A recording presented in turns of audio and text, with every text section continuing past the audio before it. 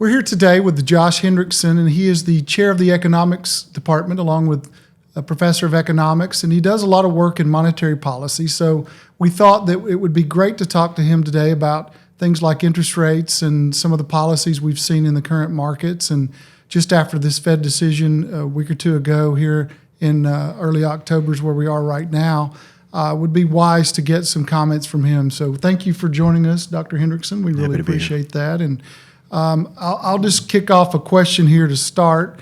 A lot of the press, the financial press, has talked about the Trump administration putting pressure on the Federal Reserve, and they seem to think this is novel. I would argue pretty much every president has tried to put pressure on the Federal Reserve.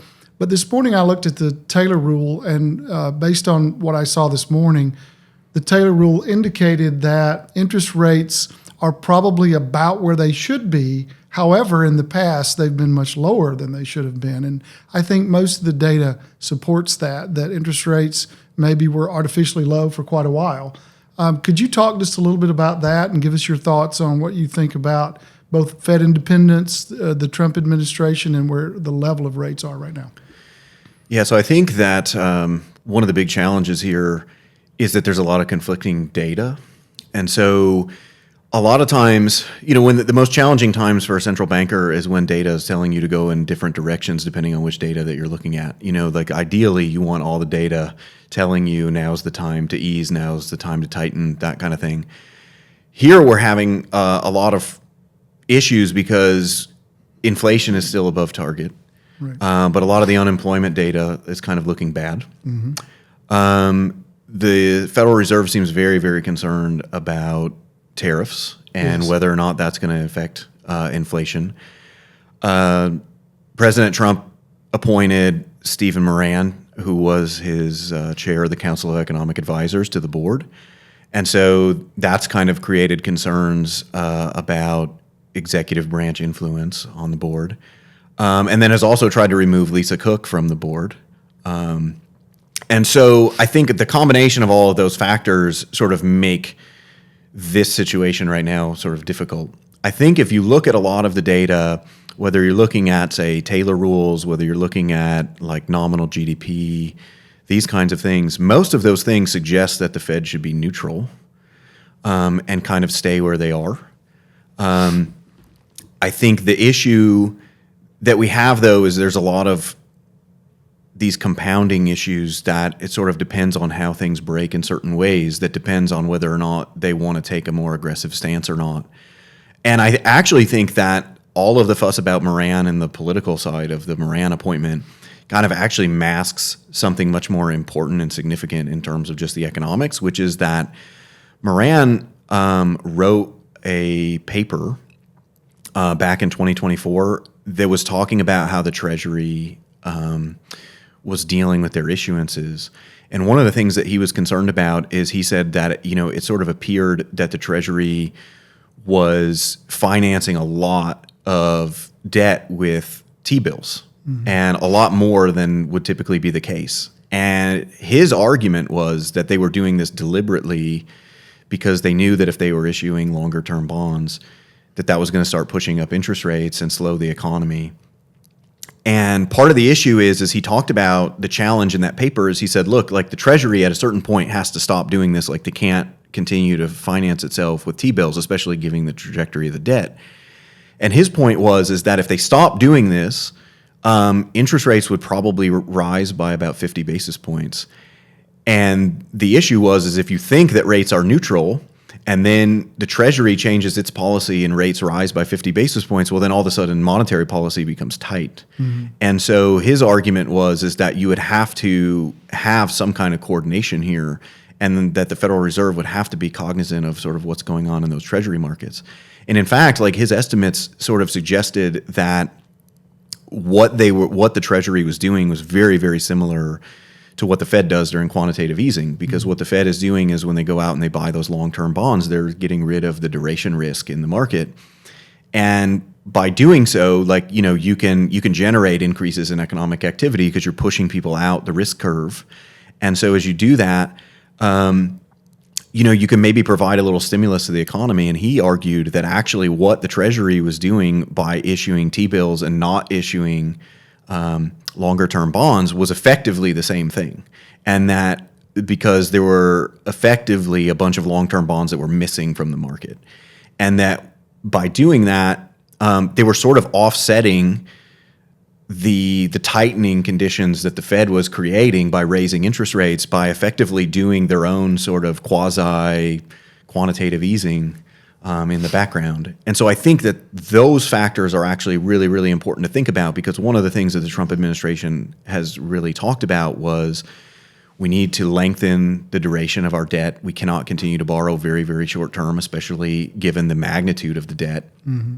And that and they've been saying that, their administration was essentially going to have to normalize this. Well, if that's the case, then that's going to require that the Federal Reserve is aware of the kind of financial circumstances of doing that, because that means they're going to have to be reactive and they're going to have to adjust their policies, because effectively to reverse what the Biden administration was doing is like if what they were doing is equivalent to quantitative easing, if you stop doing that, that's equivalent to quantitative tightening, in which case the Fed has to do something to offset that.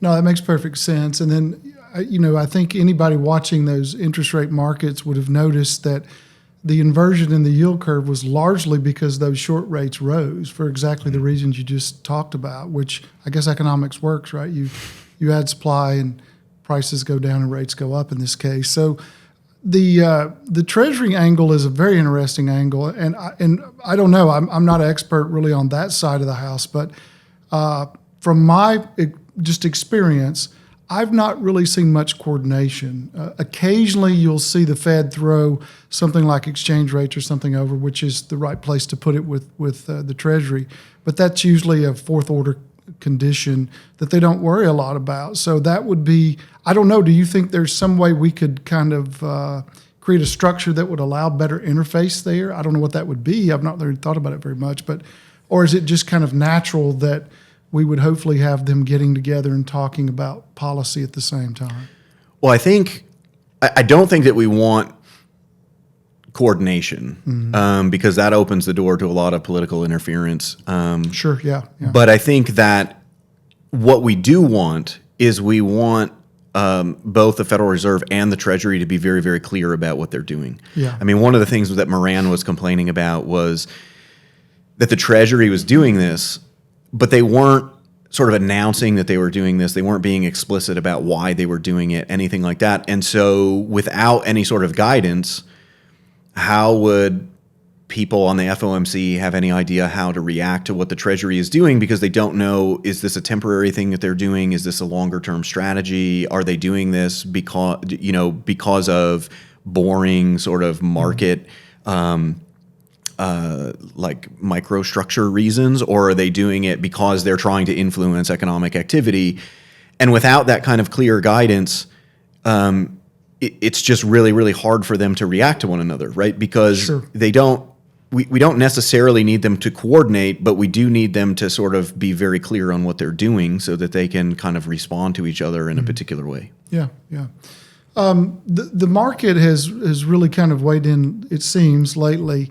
As we know, the market will typically adjust to what they think will happen, both with the Fed, Treasury, or what other influence might be out there. But they're really looking at the economic fundamentals as well. So, and there seems to be a wide variability in opinions, and maybe these are anecdotal, so I don't have a lot of broad-based evidence on this, but there seems to be a much more wider variance in what people think should be done, is going to happen, and what will be done than I've seen in the last, 20 years or something like that. So can you talk a little bit about that variability, the uncertainty? And to be frank, I think some of that was tariffs. I remember I got a question on tariffs, and I said, look, I when I did my training in PhD school, that was in the 90s, we didn't even talk about tariffs because it was, nobody really dealt with tariffs in 100 years. So nobody knew any of the answers to these questions. So maybe that's, like you said, some of the uncertainties being worked off now. Although I still think there's a lot of variance in these estimates because of that uncertainty. Can you can you talk a little bit about, is there any way to mitigate that, or do you think it will eventually go away, or do you think we're in an era where the volatility in these estimates, and because of that, the unpredictable nature of what will happen will continue, perhaps even more than it has in the past? Well, I think there's a sense in which policy has been hard to predict, but there's also been a sense in which policy has been very easy to predict.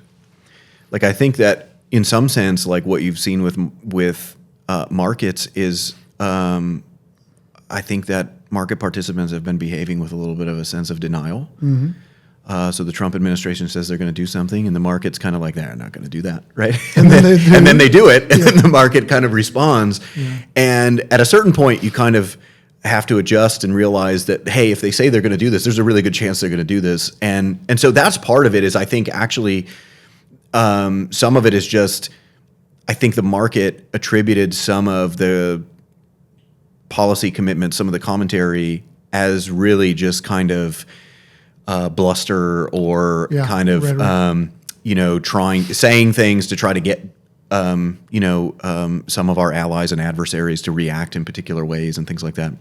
Yeah, I mean, I do think that the tariff rollout, there's an issue here, is that in terms of the tariff rollout, ideally, if you were going to implement these tariffs, what you would like to do is you'd like to just come out and just announce, okay, these are the tariffs, this is what they're going to be, this is where we want them. But kind of for this strategy to be successful, the United States has to be getting tariffs without retaliation, mm-hmm. right? Because if you think about optimal like tariff policy, it's sort of like if you're like a big participant in the market and you impose tariffs on the rest of the world, you can actually push down world prices with those tariffs, and so you're not paying the full cost of the tariff. But in order to do that, you can't have retaliation, because once they start retaliating, any benefits that you get from those tariffs is wiped away. And so I think that the challenge they needed to figure out a way to implement those tariffs without retaliation. Mm-hmm. And so the strategy that the Trump administration used, like sort of unsurprisingly given the president's background, was more like a person who is doing like a big real estate deal, right? Which is, I'm going to make an outrageous demand, right?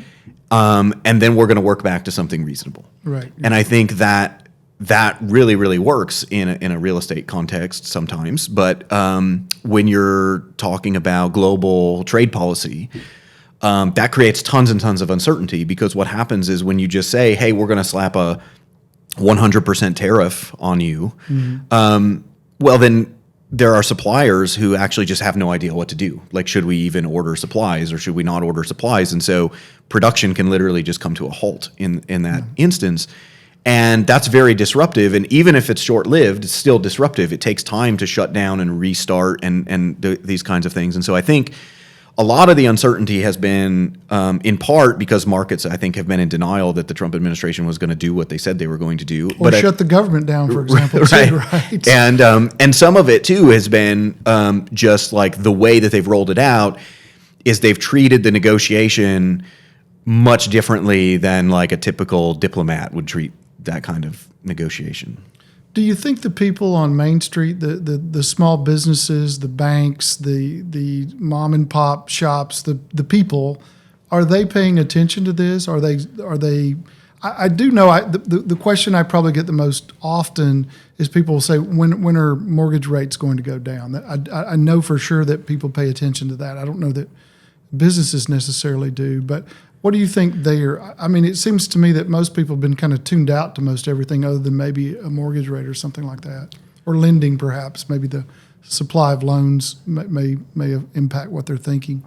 Well, it's sort of hard to say, because on some level it seems like the general public kind of supports like the broad mission of the Trump administration. Like, so there seems to be like this attitude that, hey, not everybody's getting a fair deal here, that, trade has adversely affected a number of geographic areas in the country, and that maybe we should do something about that. So I think like there's sort of broad general support. I don't know day to day how many people are paying attention to the details. Mm-hmm. I do know, though, that like I have probably gotten more requests in the past year from just like random business associations and people like that who just want me to come talk to them. And what they want me to do is they say, look, we just want you to come explain why they're doing what they're doing. You don't have to like advocate for what they're doing. You don't have to say that what they're doing is bad. You don't have to even tell us necessarily what like you think is even going to happen. Like we really just want you to come explain like why they are doing this. Because if we can better understand why they're doing it, then that just helps us plan for the future. And in fact, I spoke somewhere over the summer, and there was an economist who spoke first thing in the morning, and then I spoke at the very end of the day. And the person who spoke in the morning was very much sort of tariffs are bad, like this isn't going to end well, like and that kind of thing. And my talk was mainly about, hey, this is why I think the administration is doing what they're doing. And the comments that I got afterwards were kind of surprising because when I saw the guy earlier, I assumed like that's what they were looking for. And I was like, well, that's not what I prepared, right? And so I was a little nervous about how my talk would go over because he seemed pretty popular. But I had people come up to me afterwards and say, look, we really appreciate you coming out here and explaining this part because like the guy this morning, like he was entertaining and most of us kind of like, we agree with him. But at the same time, like it doesn't really matter what we think because this is what the administration is doing. And we just want to better understand why they're doing this. Because if we understand why they're doing it, it gives us a sense of, how long this might last, what the end point of all of this is, that kind of thing. And so it gets to that point earlier is like, they're just trying to, I think that fundamentally what a lot of business owners are doing is they're just trying to get more certainty about what the world's going to be like going forward. Like they can adapt to whatever situation they see, but they need to know what that situation is going to be, and they would like to have more certainty about it. Yeah, just like one of the decisions I think that the Trump administration was trying to push was to get people to onshore manufacturing, for example. So if we put a tariff on the product, but you make it here, there is no tariff, the incentive is to move a factory to the U.S. But you don't do that overnight. Right. You've got to have some real certainty that that's a long-term plan, or else you're not going to take that action. So I don't think we've yet seen all this play out to where the true effects will be known for a little bit. But it's certainly, you have to admit the initial thoughts of economists were probably off the mark, at least for the short run, although the Treasury Secretary had some pretty good estimates, but I think he probably had a little inside information there too. So, you just never know what's going to happen. What do you think about, let's take the case of a banker. So a banker, and the factors we just mentioned I think are important. It's not only an interest rate decision, it's also an economic decision. Mm-hmm. So you've got all this uncertainty, and they don't know in their local economy, that let's say that we'll pick the tariffs as a device here to talk about this topic. So we're not sure if the tariff is going to be permanent, but if it is, then that's going to onshore people into my community because we used to make X, whatever X was. So now maybe we start to ramp up and we build more houses in the community or whatever the case may be. But I don't think people are really doing that yet. I think it's a very short run focus, unless they've already planned it right in the past. We've seen some execution of things with people continuing what they thought they would do, maybe that they've been planning a while, but every business person I talk to is very unclear about what the future looks like. And I think it's because of all of these conflicting pieces of data. I'm not sure how long, I don't think anybody knows really, how long it'll take to sort all this out. But maybe that's part of the issue, is because there are so many conflicting pieces of data that's creating a pause from people. Do you have any data on that or know any anecdotal points that would help us understand that better? No, I think that's generally right. Like if you look at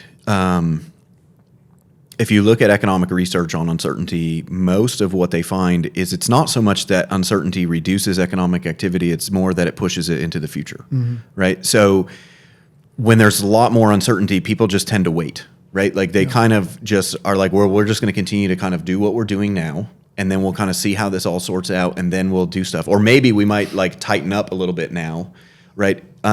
Because we kind of don't know how this is going to play out. And then later on, if it turns out that like we see these opportunities, then we can actually go out and get those opportunities. But I think in general, it sort of becomes like a waiting game, right? So when you have the more uncertainty, a lot of what people are going to do, and I think this is especially true in banking, right? Because, bankers are sort of known for being more conservative and not, and trying to want to limit risk and things like that. And so a lot of times what you're going to observe is you're just going to observe delays in when people do things. So they might have been planning to ramp up production, but maybe they wait 6 months, right? Yeah. Or they might be planning to kind of expand their lending portfolio, but they're like, hey, let's maybe push this off till next quarter, right? And I think that is, and I think you see this in the data. I think this is one of the reasons why the data is so hard, is that you get data that's just swinging in different directions.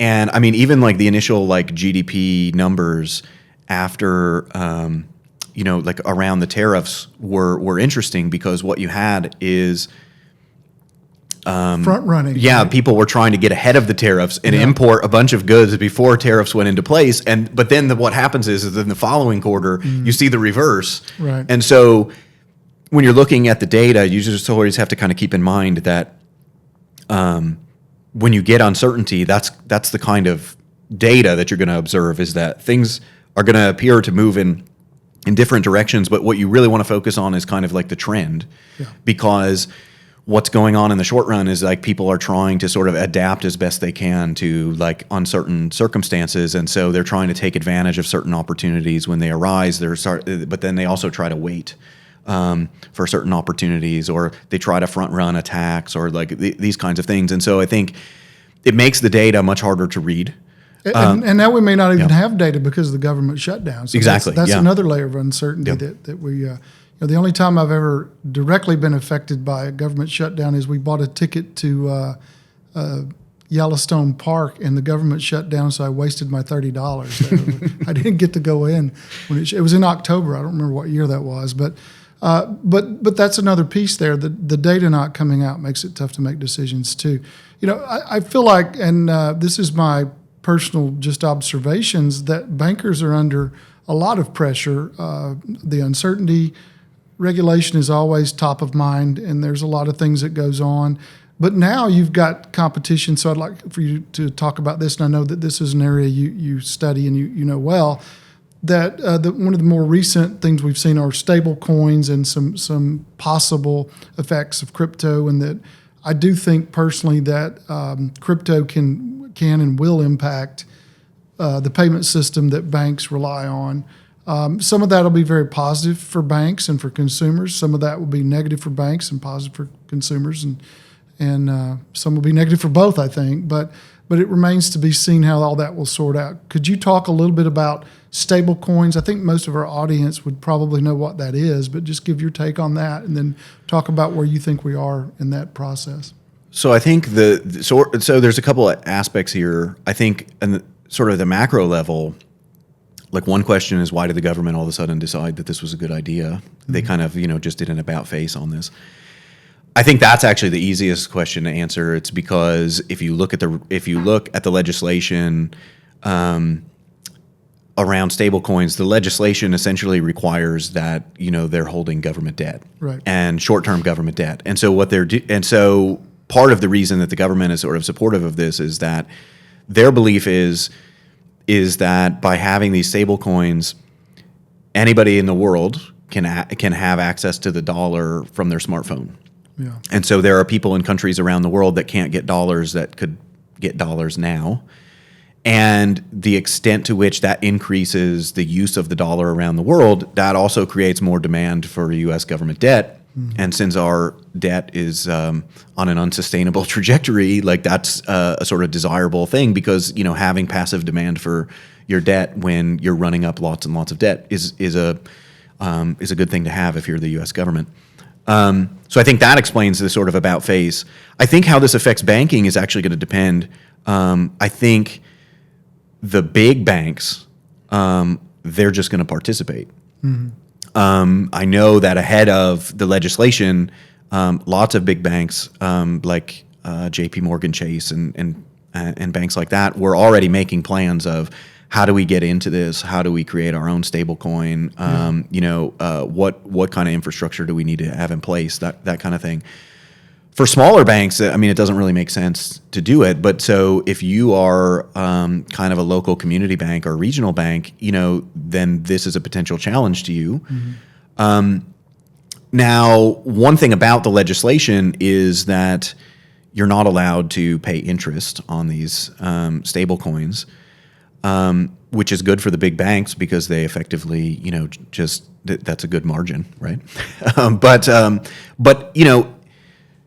and that actually does help the local community bank or regional bank, because if they can offer interest on their deposits, then that gives them an edge over somebody who's offering stablecoins.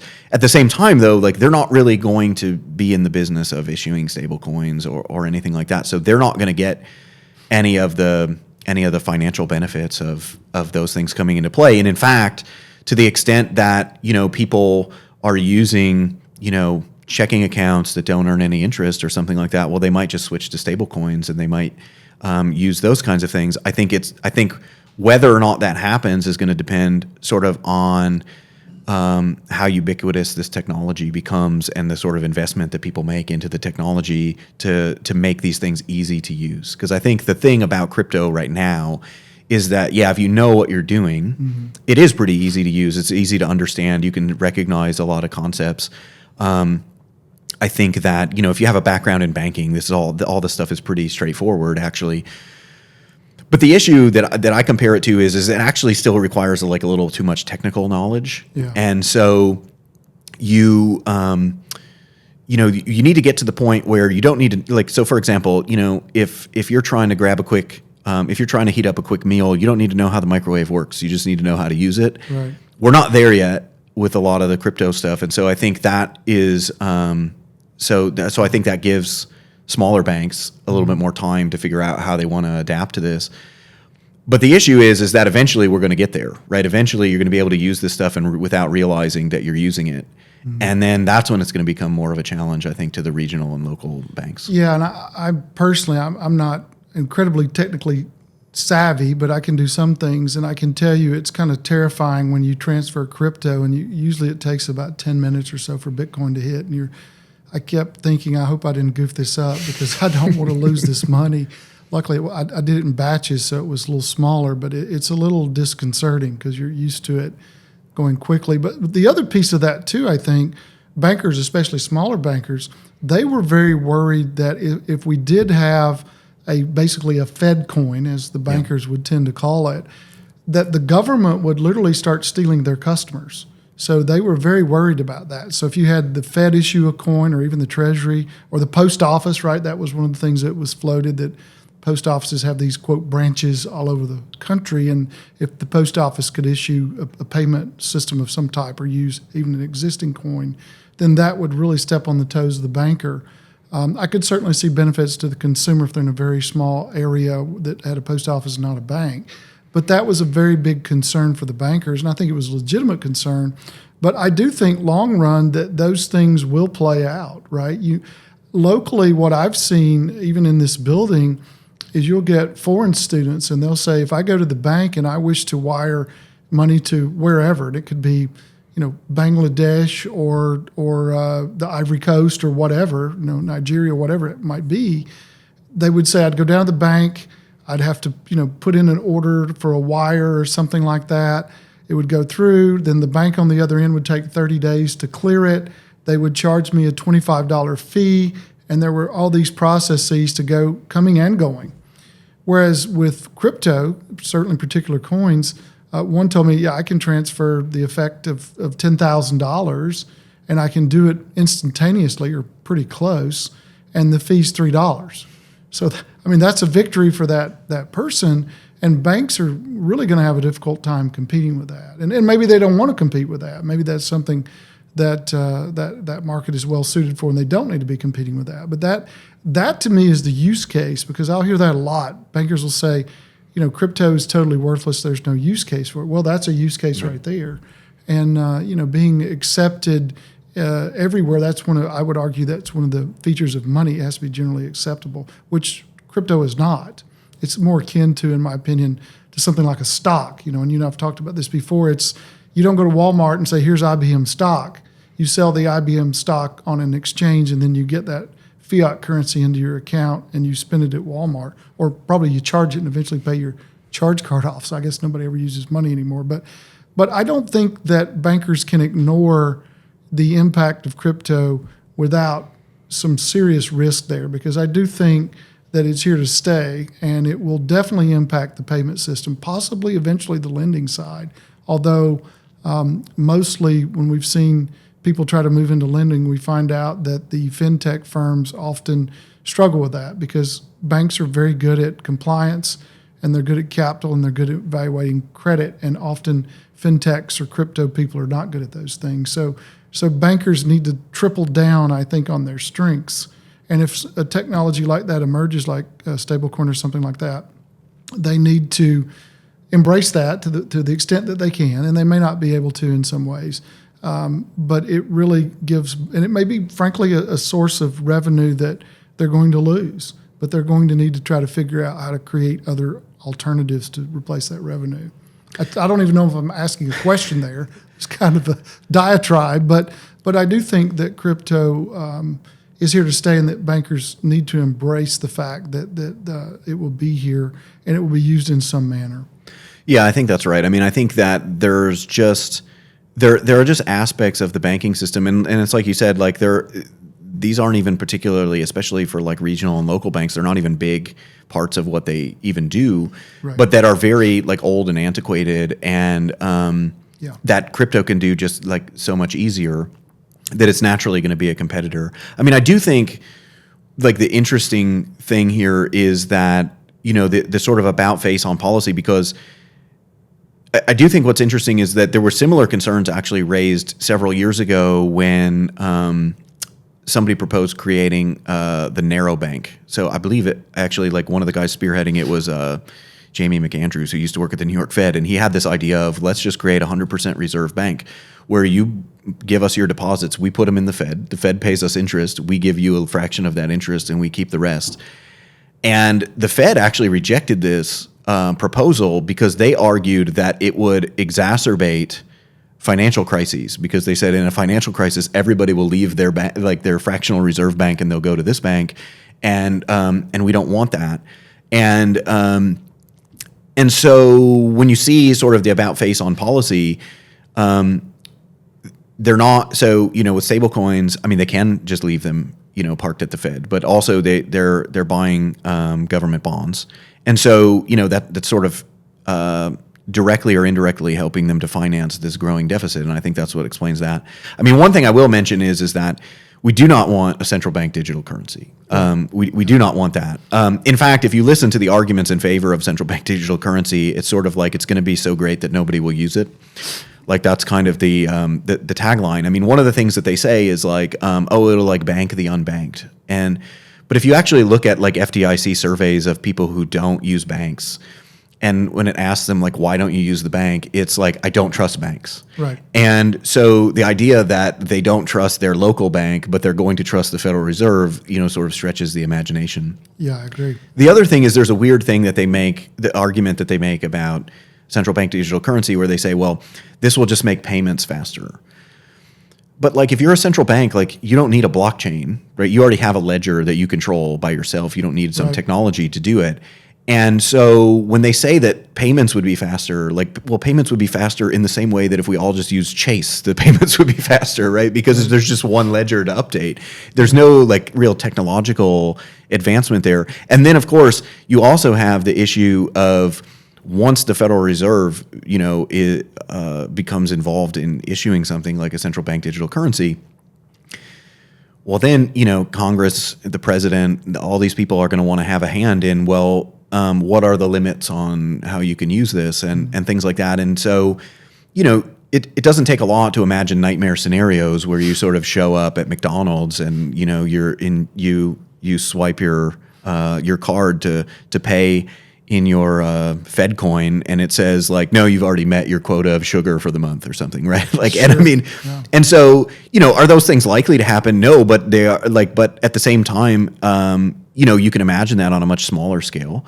And outside the United States, you would expect that, those risks to actually be literal, right? You would expect to just show up and swipe your card and, well, you're just not allowed to transact today kind of thing. And so I do think that that is something that people should be concerned about. And I do think that that's something that people should stand up against, because the arguments that they're making for it, there's really no use case. Like they're making the case for something where there's no demand for it. Right. Yeah, that's why I think Bitcoin is often called by some freedom coin, because it's not controlled by the government, and that bothers a lot of people. But that's precisely why the other side of that coin, pun intended, is that people like it, that the government's not involved, and it's market driven with very atomistic users, so that not one person controls the ledger, and it's difficult to do things like you're talking about with the government shutting you down or something like that. So.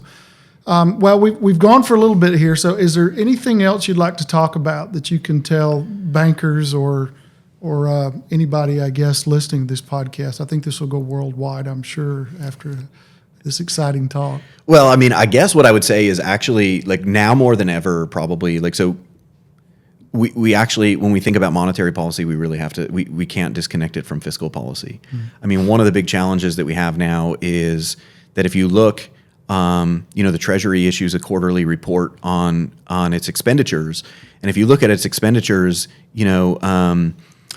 health and human resource, or what is it called now? Health and Human Services is like the number one outlay, and the second one is Social Security, and the third is interest on the debt. Yeah. And fourth is national defense. So we're spending more money on interest payments on the debt than national defense, and I think that's where a lot of times when you hear Trump and other people in the administration talking about, hey, we need to get interest rates down, they occasionally actually just explicitly say this, that, look, if interest rates go higher, like, it's going to be inflationary because we won't be able to pay this debt. Like, it will be growing too fast, and then we're going to become increasingly reliant on the Federal Reserve to be the sort of buyer of last resort. And as their balance sheet expands, we're going to get inflation. And so I think that's another thing to keep in mind, is when we're talking about these interest rate decisions, a lot of times we're entirely focused on these interest rates in terms of, like, well, what's going on with economic activity, or should we be afraid of inflation? Should we not be afraid of inflation? And typically, if you're afraid of inflation, you want higher interest rates. But we're increasingly entering a point where higher interest rates might actually cause inflation because of the interest expenditure on the debt, and who is actually going to be able to be a buyer for that debt. Which then would actually drive up the risk premium, right? When I was in school, I'm a little older than you, literally the interest on government debt, the risk premium was zero. Now, you really can't say that. Right. And people are very worried about that. So I think that a lot of these actions are interwoven, and I agree with you. I don't want necessarily a czar that's coordinating this, but I wish that we had a little bit better data for good decision making. It's difficult. I think it's pretty easy for people to kind of Monday morning quarterback what the Federal Reserve does, but it's not a clean process. It's not. We get clean data. We don't have any noise, and everything works perfectly all the time. It is not a machine that works perfectly. There's a lot of random variables, and I think on average they do pretty well. But averages, minus 10 and plus 10 on average works out to zero. But we missed pretty badly. So, Right. It is it's a tough process, and I guess that's the fun of economics, right? And banking and all this stuff is that it's constantly changing, and you're never done. You always have a job for the future because stuff changes, and we need experts like you to tell us what the opinion is of both broadly and narrowly. So we really appreciate you coming on, and thank you for joining us. And I'm sure that we'll get some great feedback from this talk. I really enjoyed it. I appreciate it. Thank you.